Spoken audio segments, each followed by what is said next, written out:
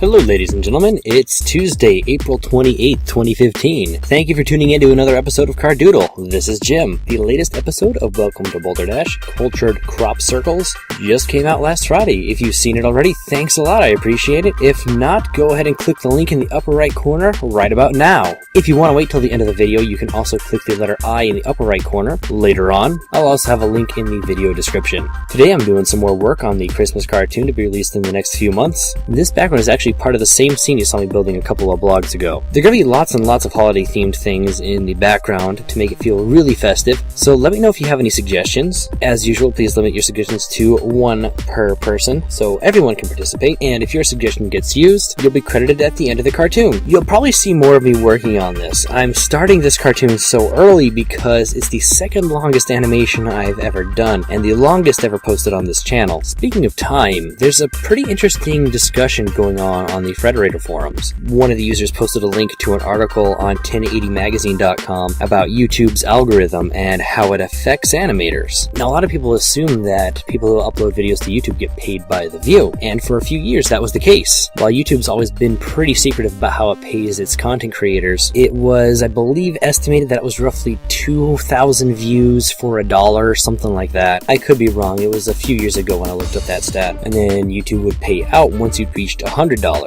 There was one flaw in that system, the most famous example being the so-called reply girls. Now, this is back in the day when you could post a video response to somebody instead of just a comment. And the story with the reply girls is that you'd have these videos with women with very low-cut tops responding to the video in question. Sometimes these videos had nothing to do with the topic that the previous video was discussing. Other times they were, but it was just a misleading thumbnail that would lead hormonal teenage boys to click on those links. They're not the only ones. There were lots of people putting out misleading titles and thumbnails in their videos. And so what would happen is people would click on these links and they'll only watch for a few seconds, meaning that they wouldn't see any of the ads in those videos, which is how YouTube and the creators get paid. So with YouTube paying by the view and advertisers discovering that they weren't getting any kind of return on their investments, they switched their algorithm to favor the amount of time videos were watched. The idea being the longer you watch a video, the more likely you are to watch an ad. The more likely you watch an ad, the more likely you are to click on that ad. So it's understandable why they made that change. However, this presents a problem for animators. Because the process of animation is so time consuming, it's more difficult to have a regular upload schedule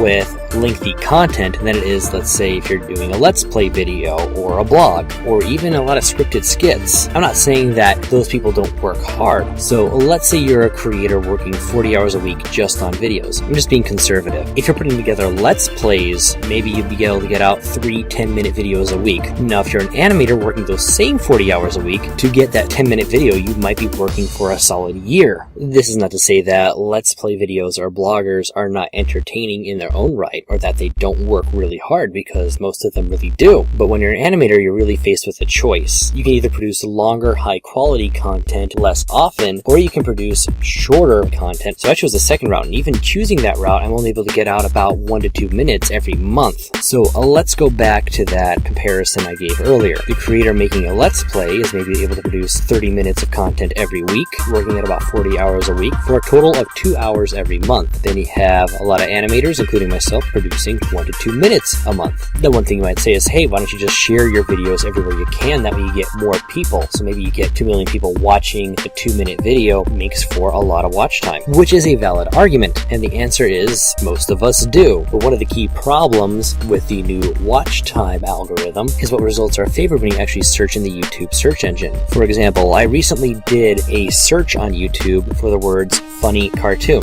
The first hit was an hour-long compilation of Donald Duck cartoons. Now, it's no secret that most people never go beyond the first page of their search results, and while there was some original content on there, the vast majority of it was compilations of already existing content. So let's take it back to that forum discussion I was telling you about earlier. The new algorithm is working. It's working incredibly well. That's why they're sticking with it. So while it's a niche audience, we need to show that there is a demand for original animated content, because they're not going to change their business model if they don't see a reason for it. I'm not admonishing them, that's just business. Let me know what you think in the comments section. Thanks again for watching. Please remember to like, share, comment, and subscribe. Have an amazing week, and I'll see you all next Tuesday.